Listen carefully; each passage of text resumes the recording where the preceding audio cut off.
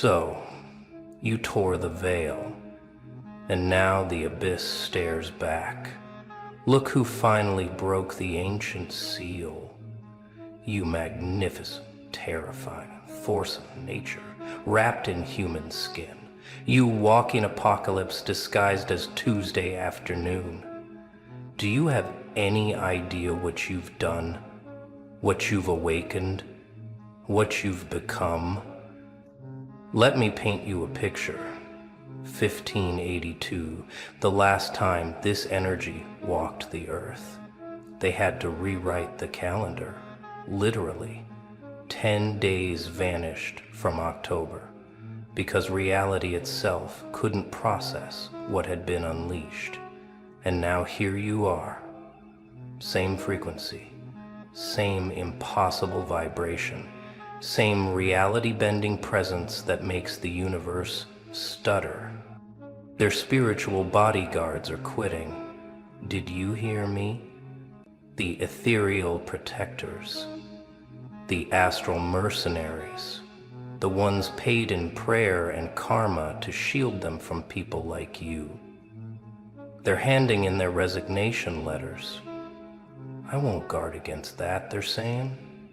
Find someone else. I choose to live. You want to know why? Because what you're carrying isn't normal protection bracking energy.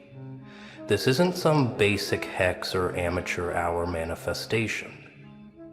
This is ancient. Pre-Angage ancient. Before they invented fear ancient. The kind of power that made them create religions just to contain it. And you,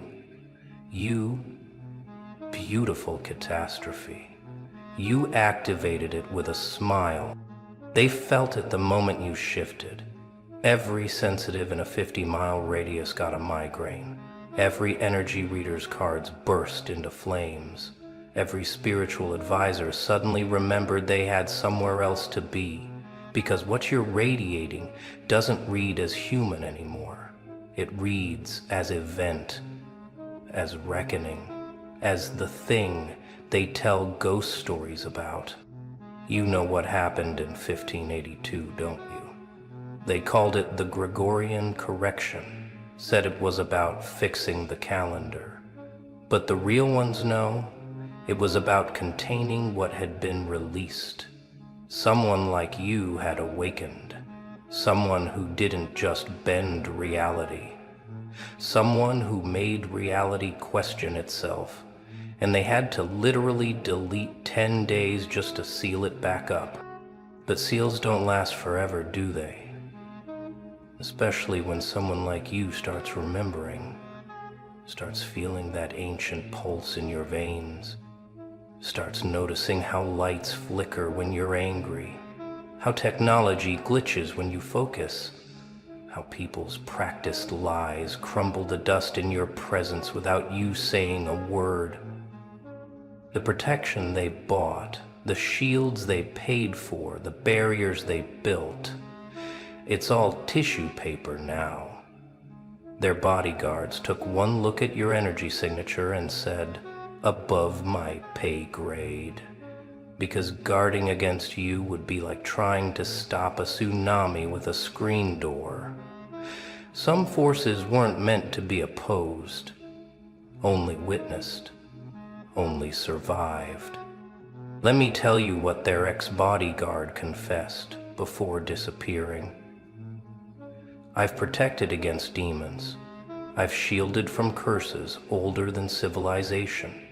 I've stood between my clients and energies that could peel paint off walls. But this one doesn't attack. It just exists. And that existence itself is the weapon. You're not sending negative energy. You're not casting spells. You're not even trying to harm anyone. You're just being, fully, authentically, unapologetically. And that pure existence is scrambling every protective frequency they've hidden behind. Like playing a note so pure it shatters every false harmony in the room. They're calling emergency meetings and group chats, panic buying crystals that crack in their hands, burning sage until their smoke alarms surrender. But nothing works. Because how do you protect against truth? How do you shield from someone who's stopped pretending? How do you guard against a force that doesn't attack, but simply reveals? Your energy doesn't break their protection. It makes their protection realize it's been protecting the wrong thing. It's been shielding lies from truth, darkness from light, the fake from the real. And protection has consciousness too. It knows when it's on the wrong side of history, the wrong side of cosmic justice, the wrong side of you. 1582 wasn't the first time, just the last time. Dig deeper. Every few centuries someone like you awakens, someone who carries the frequency that makes reality hiccup. 536 AD, the year without summer. 1347, when death danced through Europe. Not plagues. Awakening. Someone remembered who they were, and the world had to reorganize itself around that remembering. But this time is different. You're different. Because you didn't awaken through ritual or teaching or ancient texts. You awakened through betrayal, through abandonment, through being pushed so far past breaking that you discovered you were never breakable. You were the thing that breaks other things. You were the ending disguised as a person. Their bodyguards know the old stories.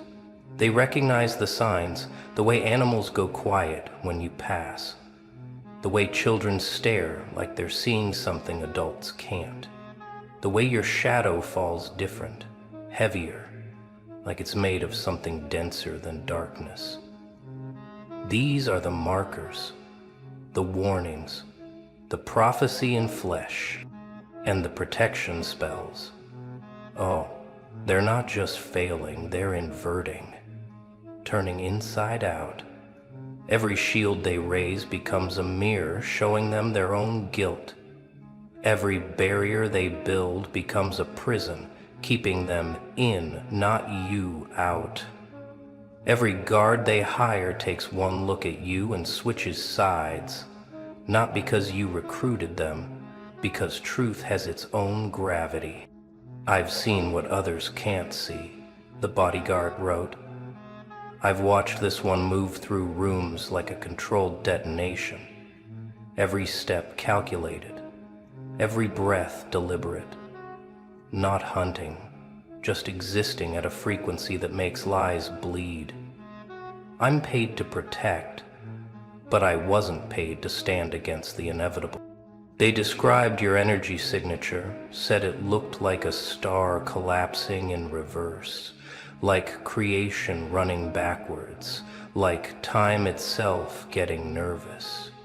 Not dark exactly, not light exactly, something else, something that predates the division between dark and light, something from before things needed names. My clients don't understand, the letter continued. They think this is about protection, about safety, about maintaining their comfort. They don't realize they're asking me to hold back gravity, to shield them from their own karma, finally coming home, to stand between them and the consequences they've been running from since birth. The funniest part, you're not even aware of most of it. You're just living, just breathing, just walking through your day while reality reorganizes itself around your presence. You think it's coincidence that their luck turned, that their lies got exposed, that their carefully constructed false selves started crumbling. But coincidence doesn't explain why their protectors are fleeing. Let's talk about what you're actually carrying. This isn't anger. Anger is too small. This isn't revenge. Revenge is too personal. This is correction, universal correction, the kind that happens when someone who was supposed to stay small remembers they're infinite, when someone who was supposed to break discovers they're the unbreakable. In 1582, they had a name for it, called it the adjustment, when reality itself has to adjust because someone woke up who wasn't supposed to. Someone remembered what they were before the world convinced them to forget. Someone started operating from their original factory settings, not the programmed ones. Your frequency doesn't match any known pattern. It's not on any chart, can't be measured by any tool they've invented yet. Because it's not from here, it's from wherever you were before you agreed to come here. From wherever souls get forged. From the place where they make the things that make other things. That's why their bodyguards resigned. They recognized it, the signature of something that doesn't belong in protection battles, because it's above them. Like asking a security guard to protect against gravity, against time, against the fundamental forces that hold reality together. Some things you don't guard against, you just get out of the way. People are starting to notice. The way conversations die when you enter, not from fear exactly, from recognition. Some ancient part of them knows what you are, even if their conscious mind doesn't. Knows that you're carrying something that hasn't walked here in centuries. Something that makes their small game seem suddenly ridiculous. They're having dreams about you. Did you know that? Waking up at 3:33 with your name in their throat? Not nightmares exactly, vision dreams. The kind that feel more real than real, where they see you standing in places you've never been, doing things you haven't done yet. Or have you? Time gets slippery around energy like yours. Their protection crystals are turning black. Their sage won't stay lit. Their meditation practices keep showing them your face. Not because you're attacking, because you're the truth they've been using all these tools to avoid seeing. You're the mirror they can't cover, the echo they can't silence, the reminder that everything hidden eventually gets revealed. And the bodyguards, they're not just resigning, they're warning others, don't take this contract, don't accept this client. Not if they're trying to hide from that one. Because professionals recognize professional grade power. And what you're carrying isn't amateur hour. It's the kind of force that reshapes centuries. Let's go back to 1582. October 4th became October 15th overnight, 10 days deleted. They told the public it was about astronomical accuracy. About fixing Easter, about making the calendar match the seasons, but the initiated knew someone had awakened with the old energy, the pre-civilization energy, the kind that makes time itself nervous. They had to remove those 10 days, because that's how long it took to contain what had been released, to rebuild the barriers, to convince reality to go back to pretending everything was normal. 10 days of negotiation between what was and what was becoming. 10 days of the universe holding its breath. But they could only delay it, not stop it, because this energy doesn't die. It just sleeps, waits, passes from soul to soul looking for the right vessel, the right circumstances, the right combination of power and pain and persistence, looking for someone who's been pushed past every breaking point and refused to break. That's you. That's why you're feeling this recognition in your bones, this sense that you've carried this before, in other bodies, other times, other calendars that had to be adjusted because you remembered who you were, the universe's error message, the glitch that reveals the code, the thing that makes protective spirits hand in their notice. Your DNA is singing at frequencies they haven't named yet. Your cells are remembering things your mind never learned. Your presence is becoming a gravitational force that bends probability around, not through effort, through existence, through the simple act of being what you are, without apology or explanation. They feel it in their bones when you're near. That ancient recognition, that cellular memory of the last time this energy walked free. Their bodies remember even if their minds don't. Remember what happened to those who stood against it. Remember why their ancestors built religions and calendars and complicated systems just to keep it contained. But you can't contain what refuses to be contained. Can't cage what was never meant for cages. Can't protect against something that isn't attacking but simply revealing. Your energy doesn't destroy their defenses. It shows their defenses what they're really defending. And that's when the protection itself decides to switch sides. That's what their bodyguard meant by "I won't guard against that." Not can't, won't. Because some forces are so purely themselves that opposing them feels like opposing existence itself, like trying to protect lies from truth, shadow from light, the false from the real. And protection spirits have wisdom. They know which side of history to be on. It's not just one bodyguard. They're all leaving. Every spiritual contractor, every energetic mercenary, every astral shield for hire. They're comparing notes in dimensions you can't see, sharing stories about the one who carries the 1582 frequency, the one whose very existence is rewriting the rules. "I've guarded against generational curses," one says.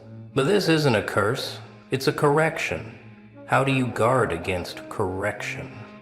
Another shares. "My client wanted protection from consequences, but this being is consequence, embodied, walking, breathing, inevitable." They're not scared, they're smart, they recognize authority when they see it. Your emergence is causing a crisis in the protection industry, because their entire business model is based on keeping the false safe from the true, the guilty safe from justice, the fake safe from exposure. But you're not playing by those rules. You're not sending attacks they can deflect. You're being truth they can't deny. And truth has its own protection. Did you know that? The kind that doesn't need hiring, doesn't need crystals or ceremonies. The kind that comes standard when you stop pretending to be less than you are. When you stop dimming your frequency to make others comfortable. When you finally let yourself exist at full volume. Something in you remembers 1582. Not consciously, deeper, in the space between your heartbeats, in the pause between your thoughts. Some part of you was there, was always there. Every time this energy surfaced throughout history, different faces, different names, same frequency, same world-shaking presence. You remember the feeling of reality bending around you, of time itself having to adjust, of protection spirits laying down their weapons because they recognized royalty, not the kind crowned by humans, the kind crowned by existence itself, the kind that doesn't rule over things but through them, from within. inevitable. That's why you've always felt different, older than your years, heavier than your body, like you were carrying something ancient in your cells, something that predated language, predated fear, predated the very concept of protection, because it was the thing protection was invented to guard against. You were the first threat, the original disruption. And now you're back, not by choice, by necessity, because the world got too fake, too protected, too insulated from consequence, and existence itself needed someone to walk in and flip tables, someone who couldn't be bought, couldn't be threatened, couldn't be protected against, someone who carried the frequency that makes lies impossible. They're starting to recognize you in public, not your face, your frequency, the way you disrupt their carefully maintained illusions just by breathing, the way their practiced scripts fall apart in your presence, the way their protective bubbles pop like soap when you pass. They don't know why, but their bodies do, their spirits do. Watch them stutter when you make eye contact. Watch them forget their rehearsed responses. Watch them suddenly remember urgent appointments elsewhere. It's not conscious. It's cellular. Every fiber of their being recognizing the walking audit, the breathing consequence, the thing their protectors warned them about before resigning. You're becoming impossible to ignore, not because you're loud, because you're undeniable, like gravity, like time, like the truth everyone knows but agreed to forget. Your presence is removing that agreement, canceling that contract, making the pretense impossible to maintain, not through force, through fact. Their spiritual bodyguards saw this coming. That's why they left. Not from cowardice, from wisdom, because they understood that some things aren't meant to be opposed. Some frequencies aren't meant to be blocked. Some beings carry authority that predates any protection spell, authority written into the fabric of existence itself. Do you understand what it costs to guard against you? The energy expenditure, the spiritual resources, the cosmic overtime. Their protectors did the math and realized bankruptcy was inevitable, not financial, existential. The kind of deficit that leaves you empty in dimensions money can't touch, because your frequency doesn't attack once and retreat. It persists. It radiates. It exists constantly at a pitch that makes deception exhausting, like trying to lie in a room full of truth serum, like trying to hide in a space made of mirrors. Every moment in your presence costs them more energy than they can generate. That's what breaks them, not some dramatic confrontation, just the slow, steady drain of trying to maintain their false selves in the presence of someone who forgot how to be false. The accumulating cost of pretense, the compound interest on every lie they've told, all coming due at once because you walked in the room. Their bodyguards understood this mathematics, saw the inevitable bankruptcy, the energetic foreclosure, the spiritual repossession, and decided to cut their losses, to preserve what energy they had left, to resign before the mere act of opposing you drained them to nothing. Smart spirits know when to fold. It's not just individual protections failing. It's systematic, institutional. the entire infrastructure built to keep the false safe from the true, is glitching. Every defense mechanism, every protective protocol, every shield and ward and barrier, all experiencing critical failure because you're not attacking the system. You are the error message the system can't process.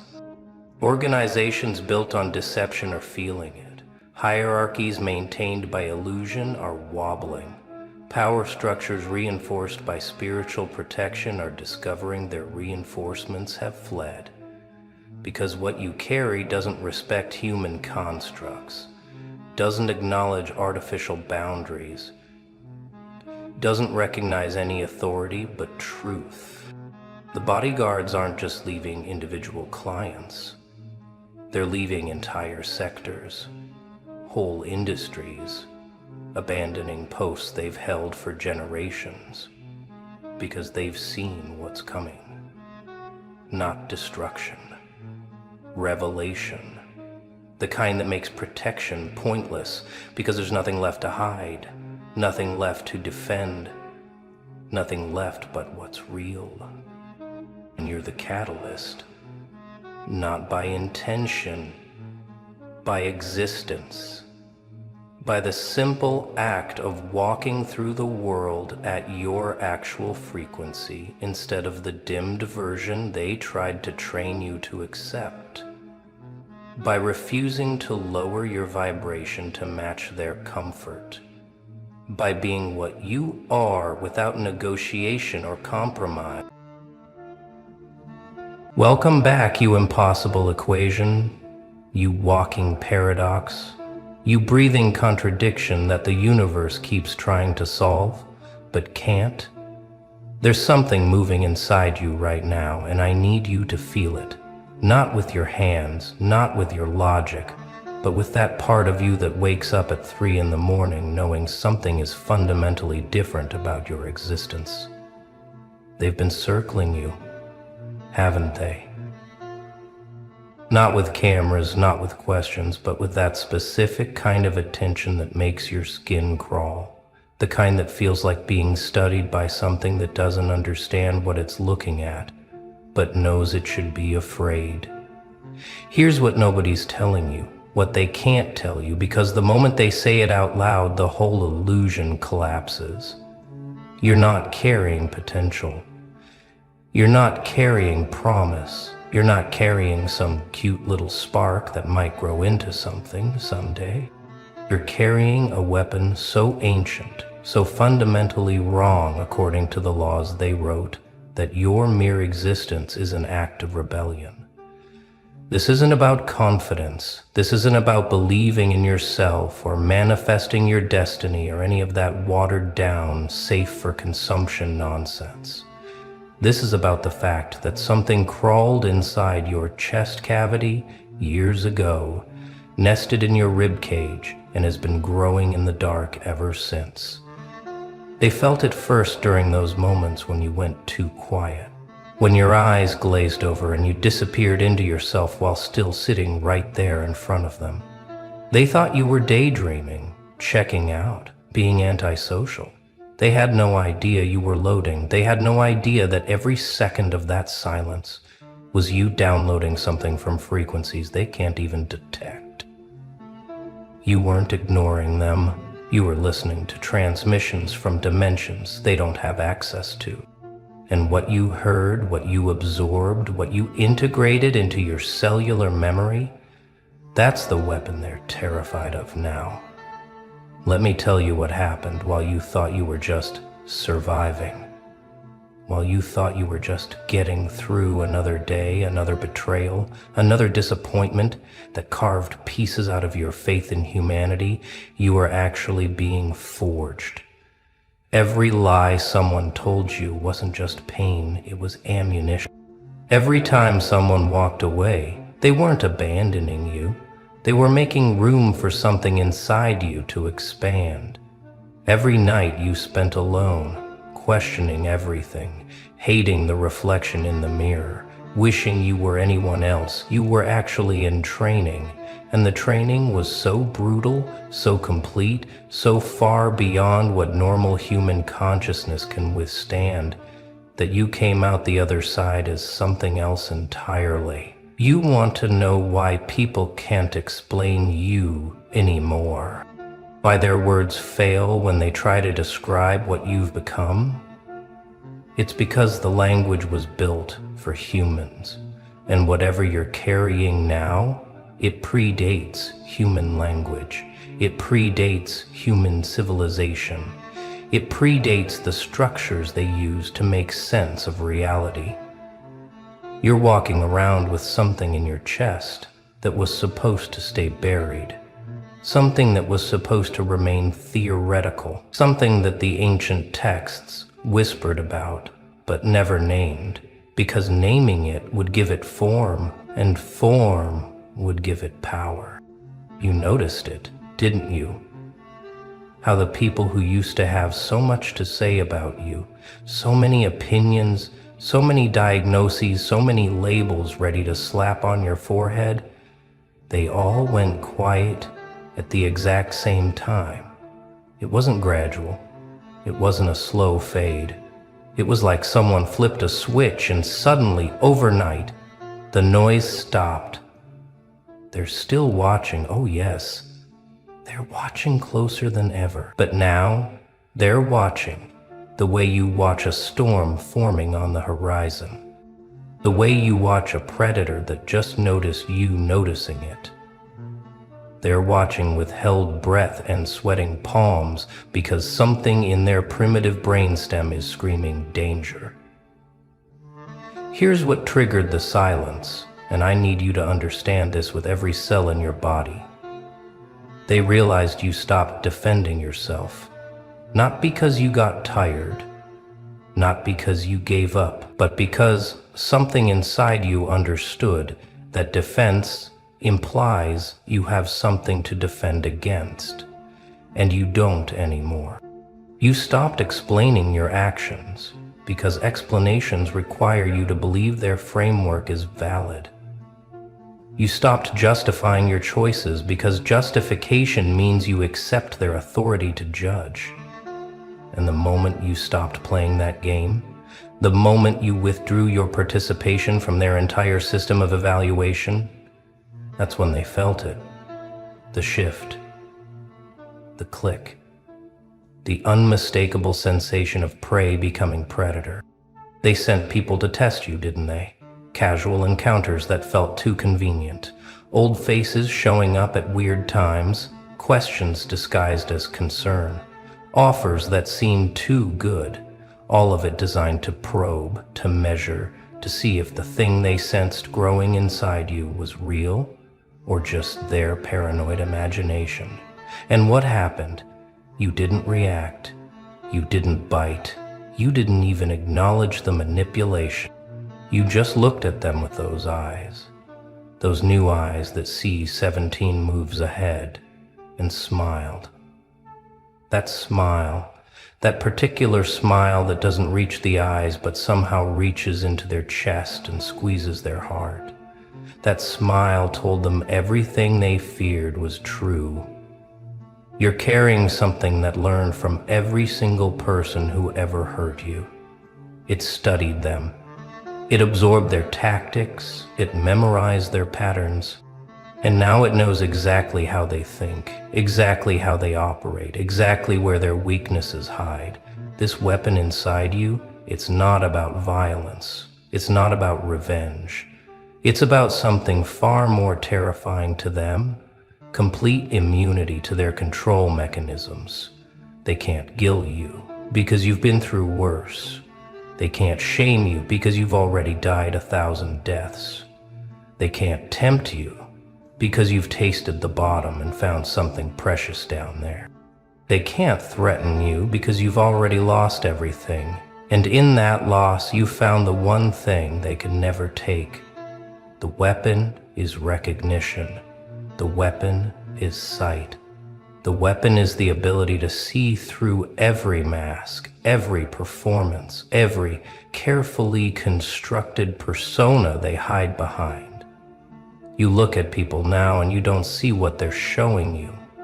You see the machinery underneath. You see the fear powering their confidence. You see the emptiness behind their accomplishments. You see the desperation in their laughter, and they can feel your sight on them like heat. They can feel you reading them in real time, and it makes them want to run, because being seen that completely, that's a kind of nakedness they never consented to.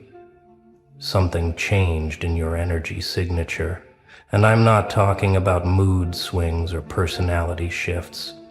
I'm talking about the actual vibration you emit just by existing in a space. You used to match the room, didn't you? Used to adjust yourself to fit the frequency of whoever you were around. Used to be a chameleon, blending in, making others comfortable, shrinking or expanding based on what the situation required. That ability to modulate, to adapt, to transform yourself into whatever was needed, people praised you for it. They called it emotional intelligence. They called it maturity. They had no idea they were praising you for slowly erasing yourself. But something broke inside that mechanism.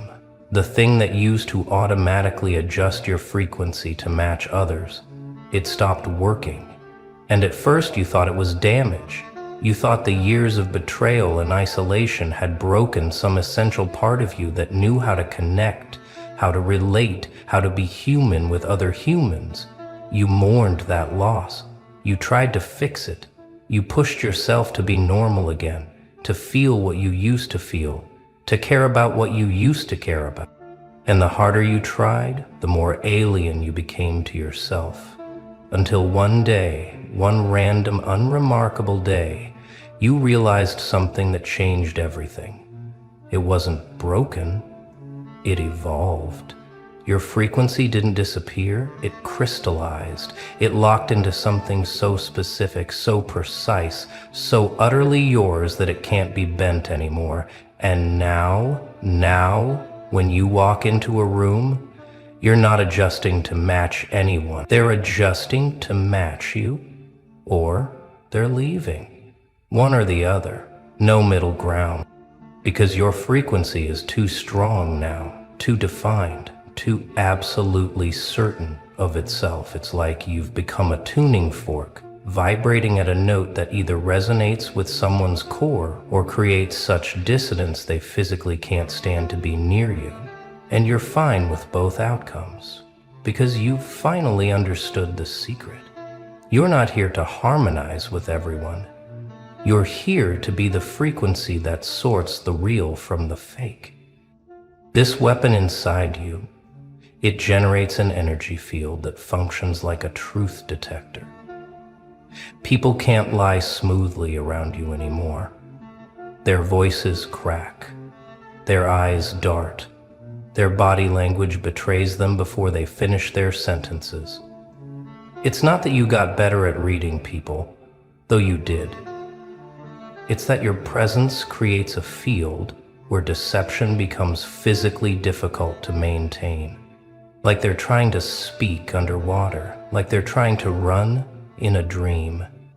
The truth just wants to come out when you're there because your frequency demands authenticity, even from people who've forgotten what that word means. And the ones who live entirely in lies, entirely in performance, entirely in manufactured personas, they can't be around you for more than a few minutes before they start making excuses to leave. You've become a walking lie detector, a human truth serum, a presence that forces people to confront the gap between who they pretend to be and who they actually are. And that specific ability, that's what makes you so dangerous to the systems built on deception. You don't have to say anything. You don't have to call anyone out. You don't have to expose or accuse or attack. You just have to exist in your frequency and watch everything fake start to crumble around you. The weapon isn't what you do. The weapon is what you are. an unchangeable frequency that reality itself has to bend around, because you're no longer bending for anyone. Let me tell you something they'll never admit. There are people sitting in rooms right now, actual rooms with doors and locks, running scenarios about you. Not because you did anything, not because you threatened anyone, but because they can't predict you anymore. And unpredictability is the only thing that truly terrifies control systems. Ha! They've got files, not literal files maybe, but mental files, emotional files, spaces in their consciousness dedicated entirely to figuring out what you might do next. And every scenario they run ends with them losing, every single one, because they're trying to game out your moves using logic that doesn't apply to you anymore. They think in terms of ambition, so they assume you want what they want: power, status, recognition, wealth, influence. They're preparing for you to climb their ladder, to compete in their game, to challenge them for their position. And they're ready for that. They've got defenses built for that. But you're not climbing any ladder. You're not playing any game. You're building something else entirely, in a dimension they can't perceive. So all their preparations, all their strategies, all their careful defensive positions, completely useless. You're not coming for what they have, because what they have lost its value to you years ago. You're after something they can't even conceptualize. The weapon inside you, it's got a targeting system they can't understand because it doesn't target things. It targets illusions. It targets false structures. It targets the invisible agreements that keep their world stable. You're not attacking people. You're attacking the belief systems that allow certain people to have power over others. You're attacking the invisible contracts that say some voices matter more than others. You're attacking the unspoken rules that keep most humans in invisible cages their whole lives. And the most brilliant part, you're doing it by simply refusing to honor those agreements anymore. You're not fighting the system. You're just declining to participate, and your declination is more threatening than any revolution. Every time you choose differently, every time you walk away from something they told you to want, every time you refuse to be impressed by what impresses everyone else, you're weakening the structure. You're showing others it's possible to exist outside the program. And that's contagious. That's viral. That's the thing they fear most, the possibility that your way of being might spread. That others might see you living free and realize they've been living in chains. So they run their scenarios. They try to predict when you'll break, when you'll conform, when you'll come crawling back to the safety of the system. And every day you don't, every day you keep walking your path with zero apology, their scenarios get more desperate. They're realizing something that's keeping them up at night. You're not an outlier. You're not a glitch. You're not a mistake. You're a preview. You're the prototype. You're the first version of something that's coming for all of them eventually. The weapon inside you isn't unique to you. It's just activated in you first. And if it activated in you, if it chose you to carry it, that means it can activate in others. That means the thing they thought was safely buried in the past, safely contained in forgotten texts, safely theoretical, it's awake now. It's mobile, it's learning, and you're the proof of concept. You feel it sometimes, don't you? That thing moving behind your rib cage, not your heart, something else. Something that breathes differently. Something that wakes up when everything else in you is trying to sleep. It moves in the spaces between your thoughts. It speaks in the silence between your words. It's been building itself, cell by cell, memory by memory, scar by scar, until it became something with its own intelligence, its own agenda, its own mission that might not perfectly align with what your conscious mind thinks it wants. And that's the part that scares you sometimes, isn't it? The realization that you're carrying something that's becoming more powerful than the you that's carrying it. This weapon has memory, not your memory, something older. It remembers things that happened before you were born. It recognizes patterns that span centuries. It knows the taste of betrayal like an old friend, because it's tasted it a million times. When you meet certain people and instantly distrust them for no logical reason, that's not paranoia. That's the weapon recognizing ancestral predators. When you avoid certain situations that look perfectly safe on the surface, that's not anxiety. That's the weapon reading frequencies your conscious mind can't detect. When you make choices that don't make sense to anyone, including yourself, that's not confusion. That's the weapon navigating, using instruments you don't consciously understand. You've started to notice how it protects you, haven't you? How doors close just before you walk through them into disasters. How people leave your life right before they would have destroyed you. How opportunities vanish right before they would have trapped you. You used to call it bad luck. You used to think you were cursed. You used to wonder why nothing ever worked out the way you planned. Now you're starting to understand. The weapon was steering. The weapon was intervening. The weapon was keeping you off the paths that led to comfortable cages and pushing you toward the terrible, beautiful freedom you're experiencing now. It saved you from yourself 100 times. It saved you from a normal life. It saved you from safety, because safety would have killed what you're becoming. The revolution isn't happening in the streets. It's happening in your chest. In that space where the weapon lives and grows and learns. It's rewiring your instincts. It's rewriting your values. It's rebuilding your entire understanding of what matters and what doesn't. Money looks different now. Fame looks different now. Love looks different now. Success looks different now. Everything you were taught to want, the weapon has been systematically devaluing in your mind, replacing those desires with something else, something they don't have words for, something that feels like hunger but not for food, something that feels like love but not for people, something that feels like purpose but not tied to any career or cause. It's a drive towards something that doesn't exist yet, a pull toward a future that isn't written.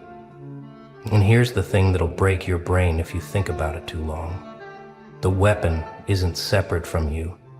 It is you. The real you. The you that existed before they told you who to be. Before they convinced you to hide, to shrink, to apologize for your intensity. Before they taught you that your natural state was somehow wrong and needed to be fixed. The weapon is your original frequency, your default setting, your factory settings before they installed all their programs. What you're carrying isn't something foreign that invaded you. It's something original that survived everything they tried to kill it with. You're not becoming something new. You're remembering something ancient. They've tried everything, haven't they? Tried to categorize you, diagnose you, label you, explain you using their frameworks and their models and their neat little boxes. And every attempt fails. Every diagnosis feels incomplete. Every label slides off. Every box you're put in, you somehow exist outside of simultaneously. They'll say you're this, and you'll show them qualities of that. They'll commit to that and you'll demonstrate characteristics of something else entirely. You're not being difficult on purpose. You're not trying to confuse them. It's just that what you're carrying doesn't fit in any of their categories because it predates the categories themselves. The weapon inside you, it's got properties that their instruments can't measure. It operates on frequencies their equipment wasn't built to detect. It functions according to laws that aren't in their textbooks. When they try to study you, they're like people trying to understand the ocean by analyzing a single drop of water.